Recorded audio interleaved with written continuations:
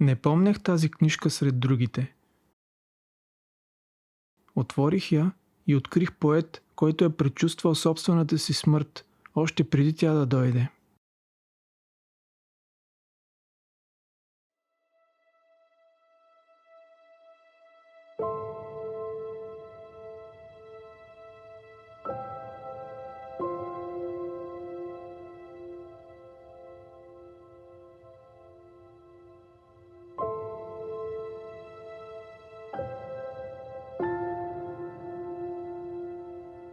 Бях освободен от служба.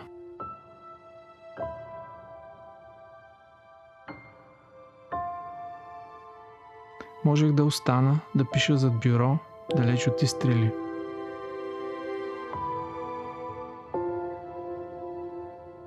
Но приятелите ми един след друг заминаваха на фронта, а аз оставах.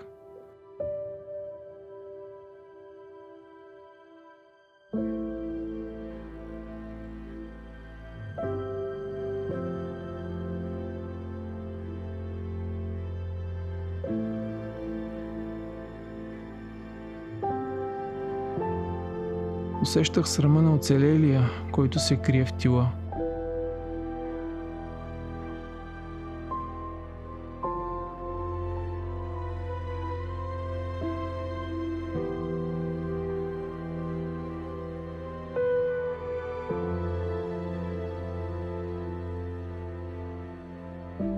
Записах се доброволец. Не защото не се страхувах, а защото страхът не беше достатъчна причина да остана.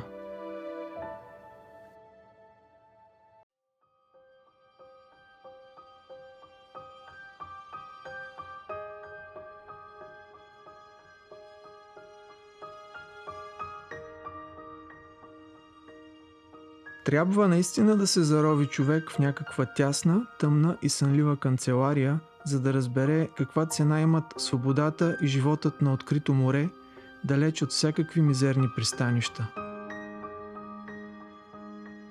Съм произведен подпоручик и вече бях на път за Самоков, когато ми съобщиха, че ме освобождават от явяване във войската, като докладчик в палатата.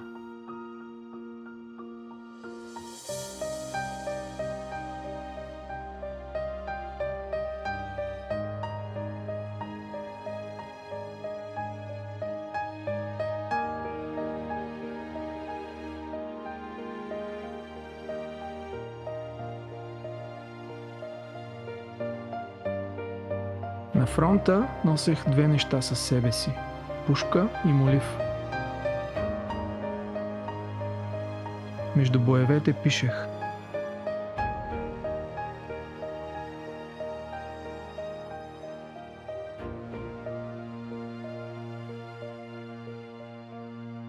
Стиховете идваха по-лесно там, отколкото в мирно време. Може би защото знаех, че всеки ред може да е последен.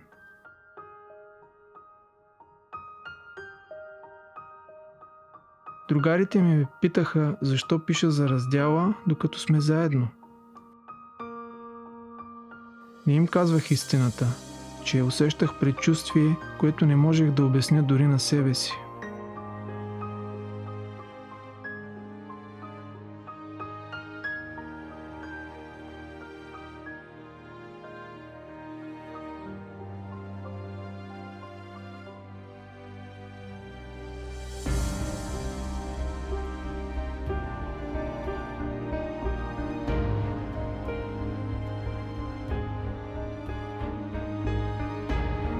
Водим ту сериозни, ту шеговити разговори, пием кафе, пушим, разправяме се с войниците и не мислим много за бъдещето.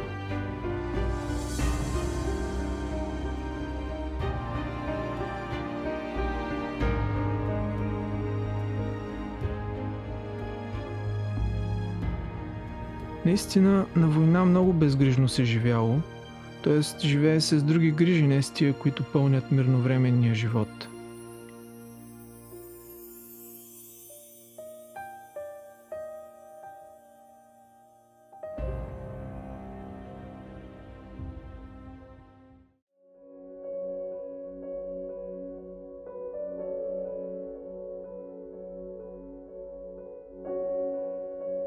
Командвах рота.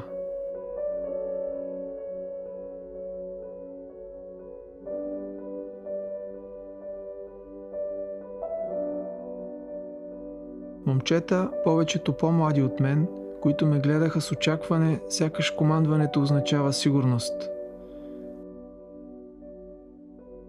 Аз знаех, че не е така.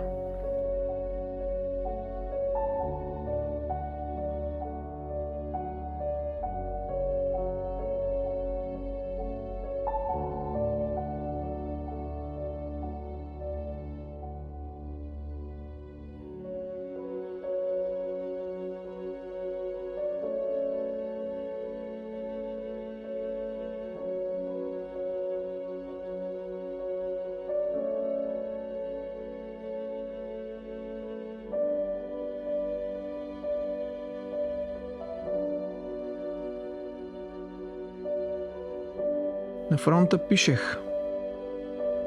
Не за героизъм, а за едно светло място, към което мисълта ми се връщаше отново и отново.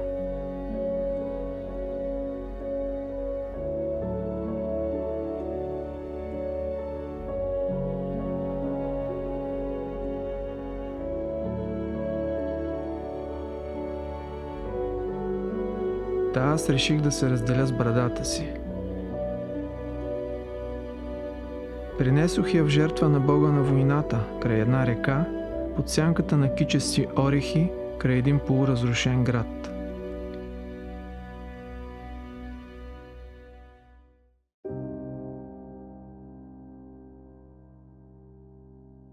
Тръгнах, знаейки, че няма да се върна.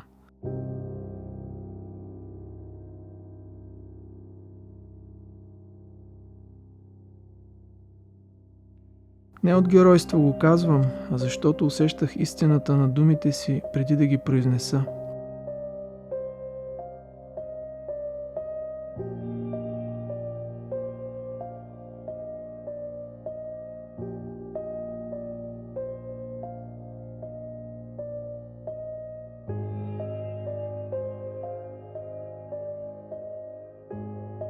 Не остана дълго време след това.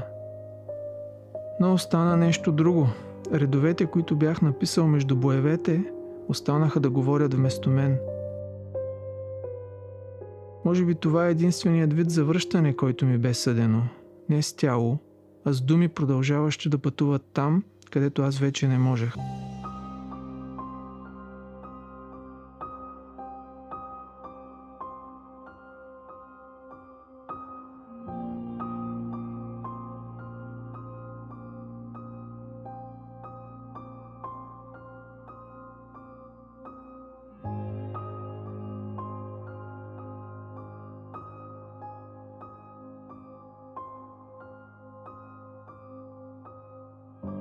Аз съм спокоен и бодър и заедно с всички се радвам на всичките наши успехи. Съдено е било Дончо да дойде близо до мене, да остане един ден да се видим и да замине, без да можем да се срещнем.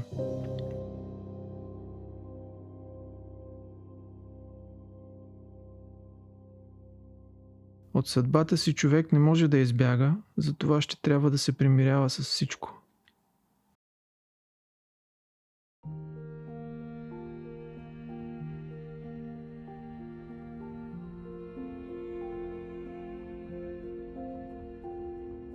Той е бил на моята възраст, когато е тръгнал. По-млад дори.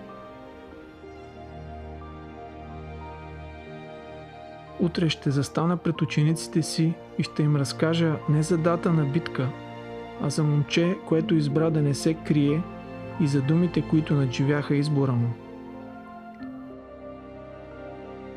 Може би точно за това трябва да го четем днес.